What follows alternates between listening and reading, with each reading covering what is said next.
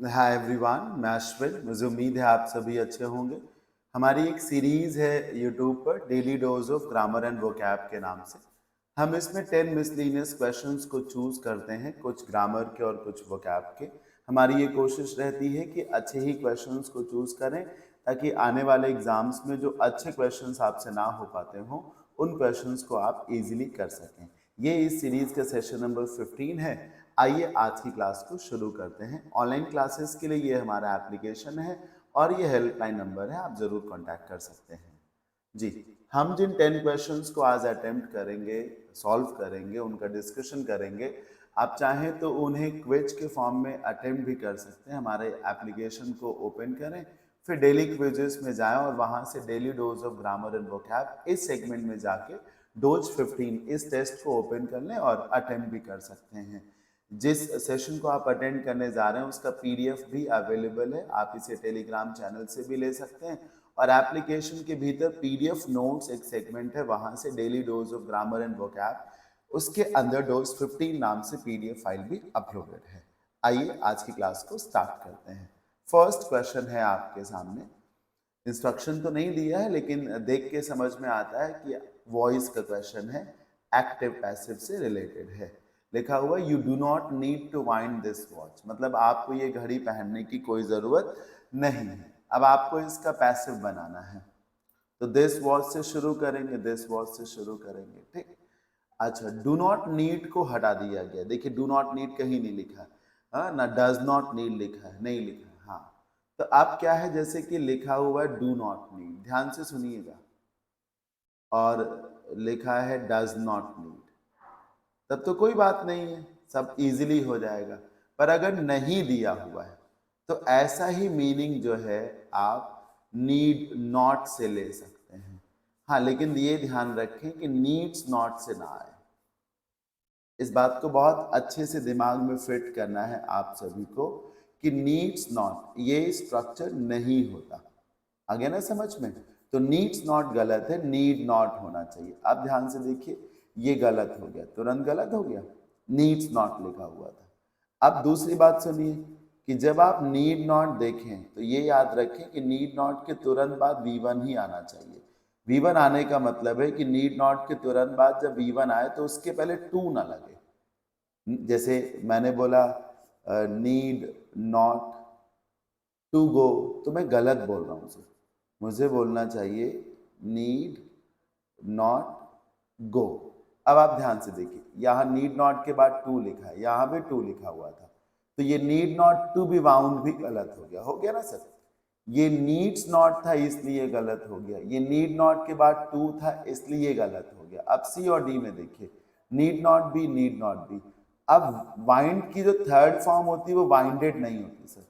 Wind जिसका मतलब है हाथ में बांधना, उसका सेकेंड फॉर्म वाउंड होता है और थर्ड फॉर्म भी वाउंड होता है। So keeping all the things in mind, हम ये कह सकते हैं that option number C is the right answer. इस पर्टिकुलर क्वेश्चन को मैंने क्यों रखा, मैं आपको ये दिखाना चाहता था कि पहली बात, नीड नॉट के बाद V1 आता है। दूसरी बात, जो गलतियां यूजुअली एग्जाम्स में आती हैं वो एक आती है कि नीड नॉट के बाद 2+V1 लिखते हैं, तो 2 नहीं होना चाहिए। और एक गलती बहुत कॉमन है, वो नीड्स नॉट की, तो नीड्स नॉट नहीं होता, ठीक, नीड नॉट होता है।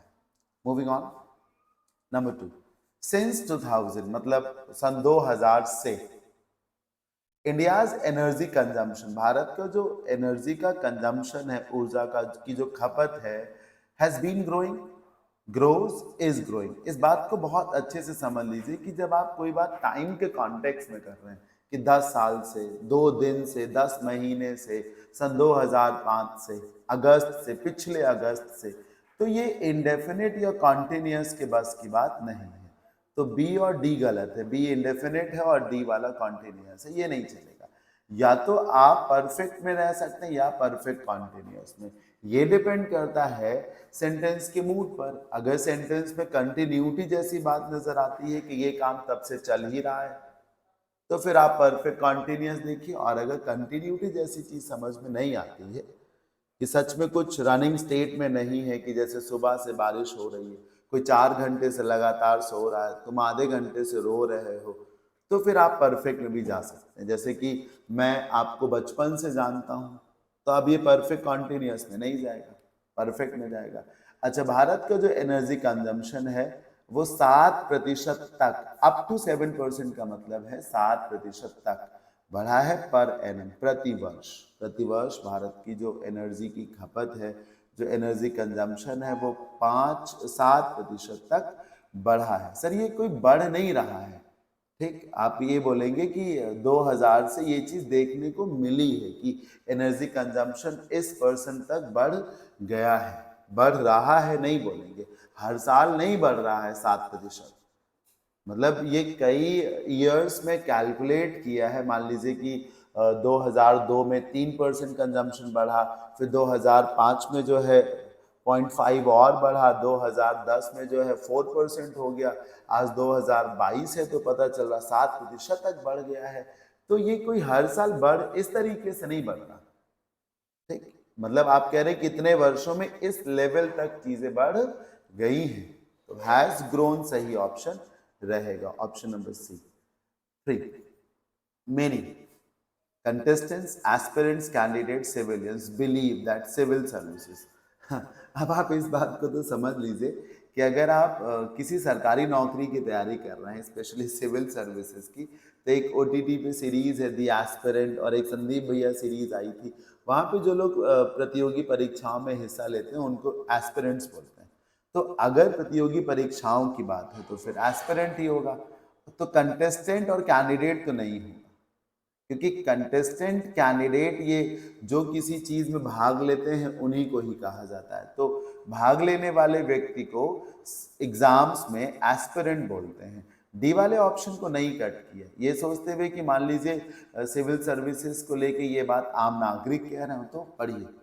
तो अभी बी के साथ ही चलिए। Many aspirants believe that civil services is more satisfying and a better way to contribute to very good, same options भी हैं टू द नेशंस डेवलपमेंट, हाँ कंट्रीब्यूट कर सकते हैं आप देश के भविष्य में, then getting huge pay packets from MNC. Sir ये जो लास्ट में लाइन लिखी है ना कि मल्टीनेशनल कंपनी से भारी भरकम पैकेट्स, भारी भरकम तनख्वाह लेने के बजाय सिविल सर्विसेज में जाना ज्यादा ठीक है, तो अब ये बात सिविलियंस नहीं कर रहे हैं, बेसिकली वही लोग कर रहे हैं जो सिविल सर्विसेज की तैयारी कर रहे हैं, है ना, ये लिखा है ना, ह्यूज पे पैकेट्स उन्हीं लोगों को तो मिलेगा जो पढ़े लिखे हैं, यानी जो तैयारी कर रहे हैं या फिर कुछ और कोर्सेज कर रहे हैं।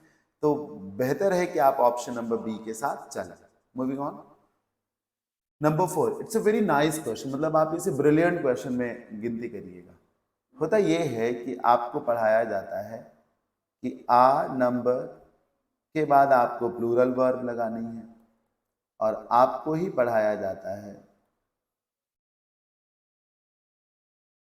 दा नंबर के साथ आपको सिंगुलर वर्ब रखनी है। अच्छा, इन दोनों के बाद नाउन प्लूरल काउंटेबल ही आता है, जैसे कि इंडियंस यहां भी है। तो अब इस नियम को जब दिमाग में रखेंगे तो आपको लग रहा है कि हैव यहां पर हैज हो जाएगा, क्योंकि दा नंबर के साथ सिंगुलर वर्ब आती है, दा नंबर ऑफ इंडियंस हैज हो जाना चाहिए।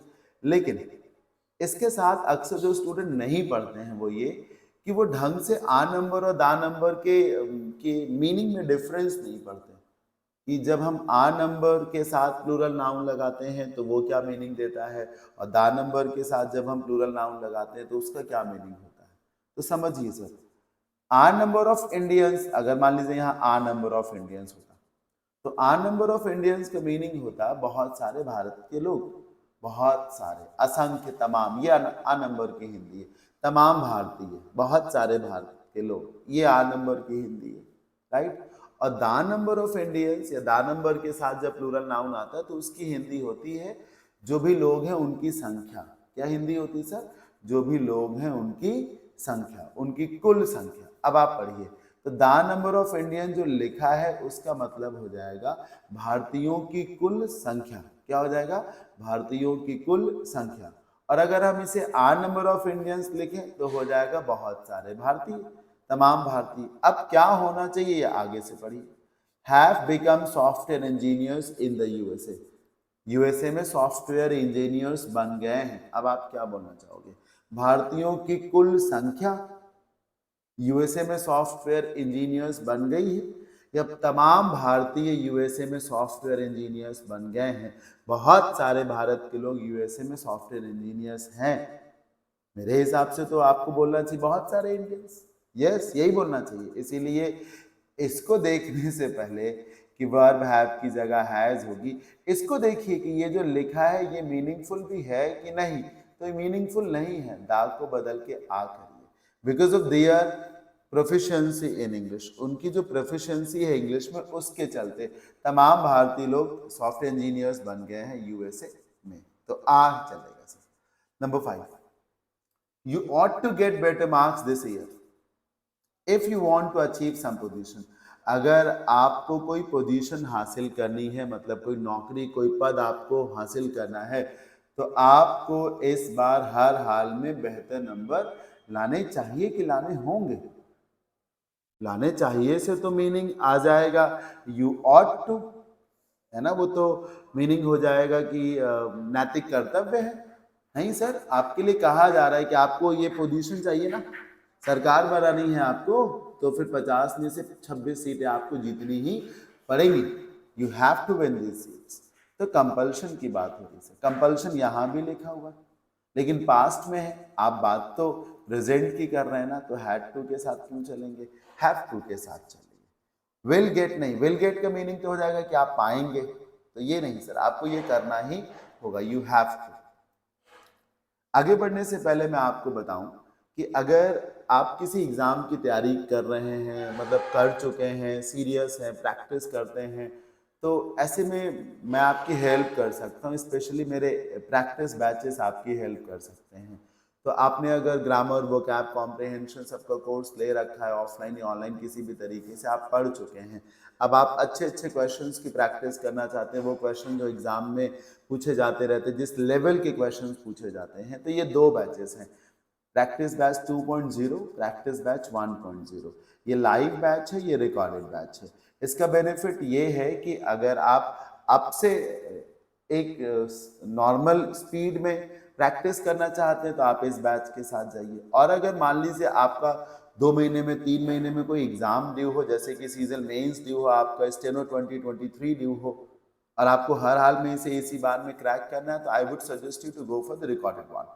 रिकॉर्डेड बैच में क्या है कि 100 इंग्लिश मॉक्स एंड डिस्कशन, जिसमें से हर मॉक 50 क्वेश्चंस का है, वो डिस्कस कराया जा चुका, वीडियोस ऑलरेडी अवेलेबल हैं।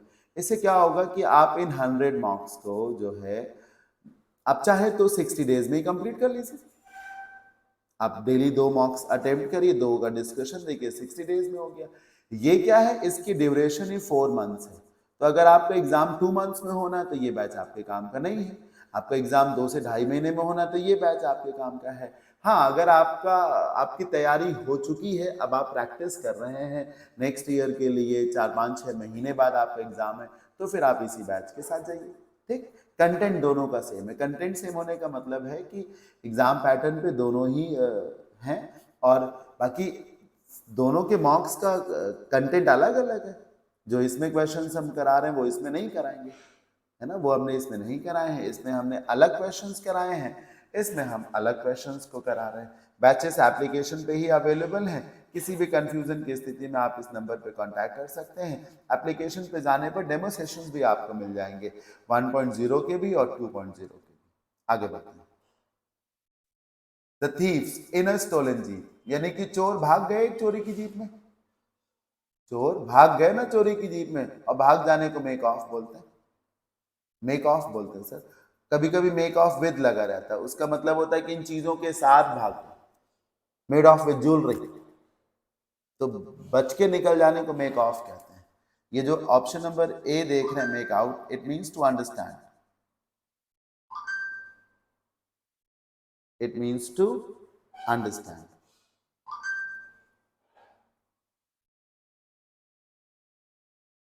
इंटरप्रेट करना सर, राइट।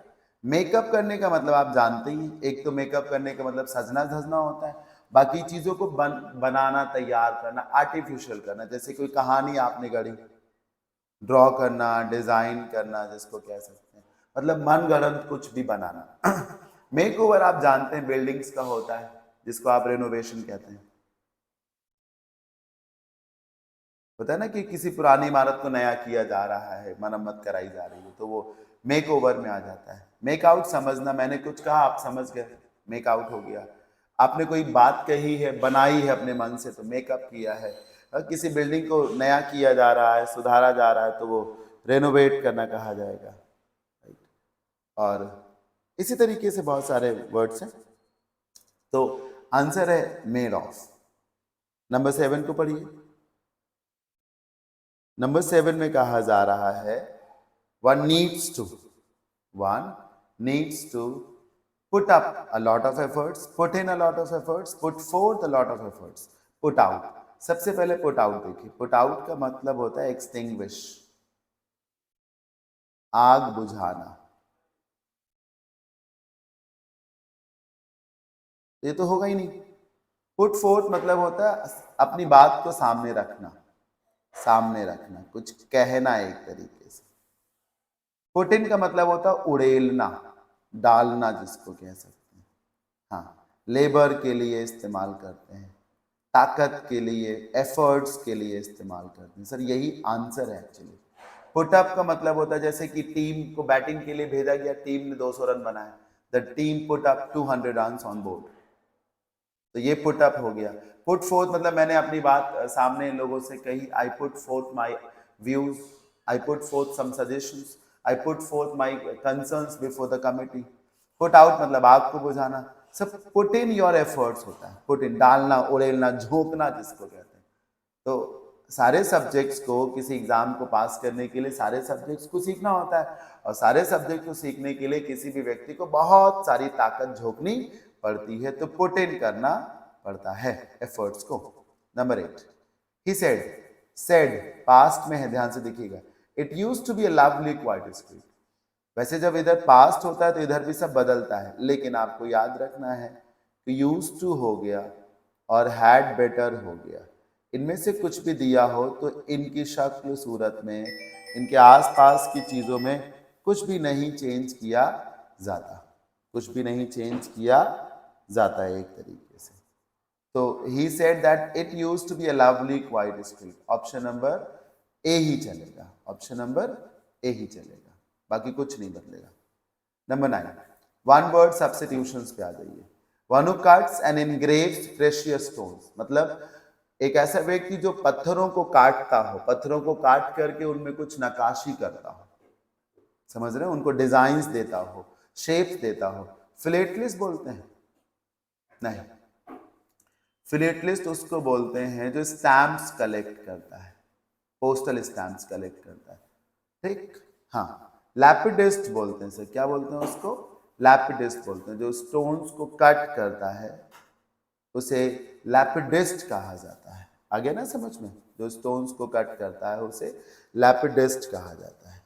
अगला वर्ड उसमें देखिए क्या लिखा हुआ है, अगला क्वेश्चन देखिए, इम्बिसाइल लिखा हुआ है। इम्बिसिल या इम्बिसाइल का क्या मीनिंग होता है? सोचिए। नादान को कहते हैं। पीछे देखिए मैं भूल गया था, ऑकुलिस्ट नहीं बताया, आई स्पेशलिस्ट को कहा जाता है, जिनकी आजकल बड़ी जरूरत पड़ रही है। और ड्रोवर बोलते हैं जो चारपाई को बेचता होता है, चार पैर वाली चीजों को बेचता है, खटिया चारपाई जिसको कहते हैं। इम्बिसाइल का मतलब होता है नादान, जिसको आप स्टूपिड कह सकते हैं सर। डेयरिंग तो हिम्मत वाले को कहते हैं, जो फर्म है, डिटरमाइंड है। तो हिम्मत वाला नहीं सर, सेज हो जाएगा, जो समझदार है एक तरीके से, सेन है, जो जो होशियार है, काबिल है, जो वाइज है, उसको बोलते हैं, ठीक। और जो स्टूपिड है वो इसका सिनोनिम। अच्छा, ये तो मैंने पूछा ही नहीं क्या बताना है आपको। तो अगर सिनोनिम बताना है तो ये आंसर है, एंटोनिम बताना है तो ये आंसर। डोटर्ड बोलते हैं एज वाले को, डॉट का मतलब ही होता है सर एज से। तो डोटर्ड बोलते हैं जो एज ओल्ड है एक तरीके से, जो बूढ़ा है जिसको कहा जा सकता है। इस तरीके से सेशन ओवर हो जाता है। इन 10 क्वेश्चंस में किसी भी क्वेश्चन को लेके कोई डाउट हो, कोई ऑब्जेक्शन हो, तो आप बिल्कुल फ्री हैं। आप इस नंबर पे व्हाट्सएप करके अपने डाउट को, अपने कंसर्न को, अपने अपने ऑब्जेक्शन को ज़रूर पूछ सकते हैं। और ऑफलाइन क्लासेस करनी हो तो मैं आलमबाग लखनऊ में फिनिक्स मॉल के पास पढ़ाता हूँ। कोई भी एग्ज़ाम देना हो, एसएससी का, बैंक का, स्टेट का एग्ज़ाम जिसमें इंग्लिश आती है, आप आइए, मैं पढ़ाऊँगा आप सभी को। तो अभी के लिए इतना ही। अगर अच्छा लगे ये सेशन तो ज़रूर कमेंट करिएगा और आप लाइक भी कर सकते हैं, चाहें तो अपने फ्रेंड्स में शेयर भी कर सकते हैं। Thank you so much.